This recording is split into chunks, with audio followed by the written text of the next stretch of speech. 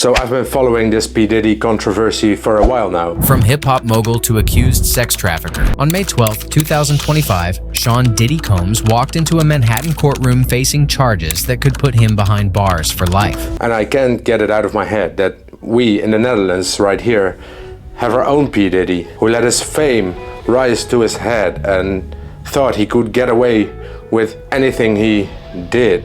And I'm going to take you along the story where I find out who this guy exactly was and what he did and what he got convicted for. And my style of making documentaries is taking you along the way throughout my investigation. So at this point I know almost nothing about this case, I just know it happened. I'm going to take you on the ride, learn with me, and if you like this style of content, please subscribe. Now let's get into the video and let us first get to know Ali Bey.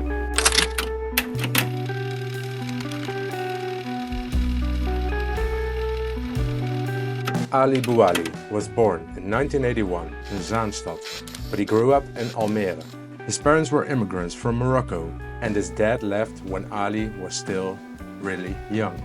He was raised mostly by his mom and grandmother, strong women, but they didn't have it easy. Money was tight. Ali often talked about feeling like an outsider, not Dutch enough for the Dutch, not Moroccan enough for the Moroccans. In the early 2000s, Ali Bey broke through with songs that mixed street rap with humor, culture and personal stories. He wasn't trying to copy American rap, he was making something Dutch.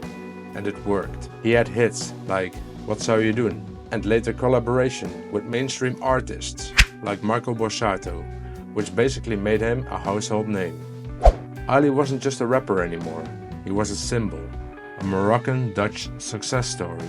By the 2010s, he was everywhere, mentoring artists on the Voice of Holland. Nice dat je door bent. Kijk eens, het enthousiasme van Anouk de gezicht afspatten. Wil jij, even eerlijk, wil je horen wat die anderen te zeggen hebben? Of zeg je, Ali, ik vind het eigenlijk wel goed zo?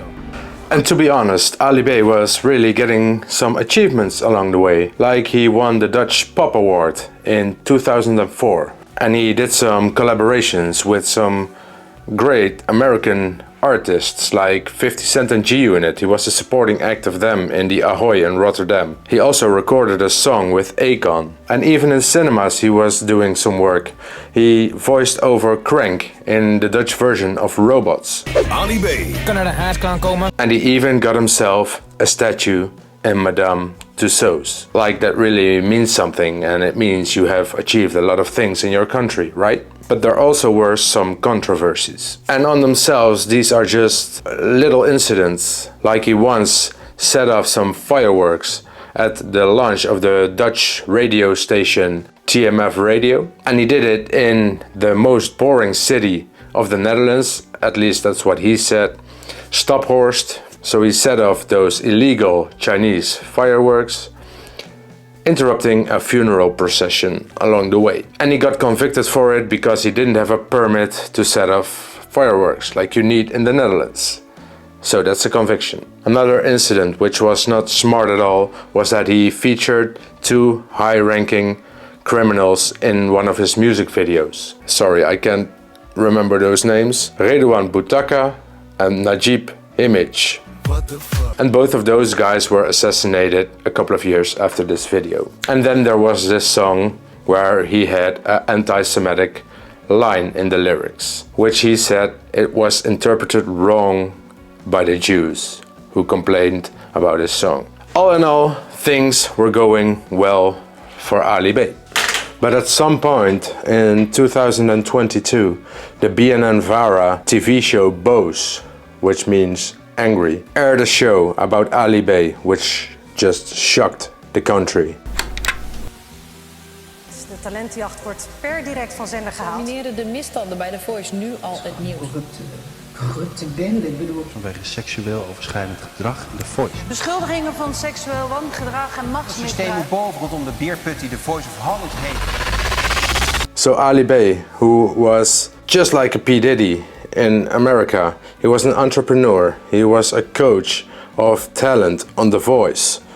He was a bridge builder, as he called himself, a bridge between immigrants and the Dutch people. He was bringing everybody closer. But then Bose dropped the bomb. 2 aangiftes tegen Ali B. Wij vertellen de verhalen van deze vrouwen en doen verslag van het feit dat er 2 aangiftes liggen. Hiermee lopen wij niet vooruit op de rechterlijke uitspraak. De aangiftes worden nog onderzocht en er moet nog worden vastgesteld of Ali B schuldig is. And on that same day, the Dutch Public Prosecution Office confirmed there were 2 complaints filed against Ali B. And then the whole investigation phase begins, and a lot of other women file complaints against Ali B. And I'm going to take you through the investigation, starting with the first case, the case of Naomi. 2018, writers' camp in the city of Hilo, the Netherlands. 20-year-old Naomi is in a villa with the famous Dutch rapper Ronnie Flex. They are having sex in the bedroom on the first floor when Ali B enters the room. Whilst Naomi is doing the deed with Ronnie Flex, Ali B decides to join in and sticks 2 of his fingers in Naomi without her consent. That's victim 1, Naomi.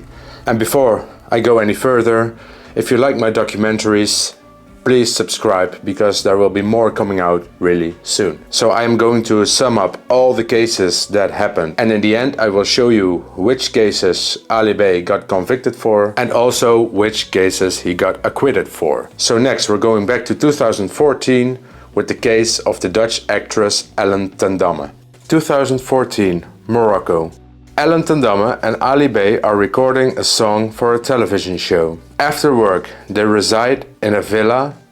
I don't know what it is with villas with Ali B. And that night, Ali B goes to Ellen's room because they agreed to talk about work for the next day. Ali B forced Ellen into her bed and tried to have intercourse with her against her will. After this, Ellen goes on with her life and she doesn't file a complaint of this attempted rape. This because she was afraid the complaint would start a media storm and she just wanted to focus on her career. But then, when the episode of Bose aired, she felt obligated to tell her side of the story as well. And even then, Ellen did not file a complaint, but she gave her testimony to the police and the police prosecuted Ali B because of her testimony. So that was our second victim, Ellen ten Damme. And next is the case of Jill. And Jill was a contestant on The Voice of Holland. And this all happened again in 2018. And after participating in the show, Jill still saw Ali B as her mentor. One night they were in a car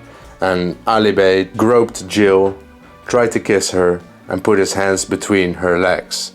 All while she had to perform sexual acts on him against her will. And Jill filed her complaint before the episode of Bose aired. So these were the cases the prosecution office decided to bring forward in the case against Ali B. There were more complaints filed, but they were not prosecuted. So a quick recap. We have Naomi, we have Ellen ten Damme, and we have Jill. So after all these complaints, what was Ali B's reaction in the courtroom? Let's take a quick look at Ali B.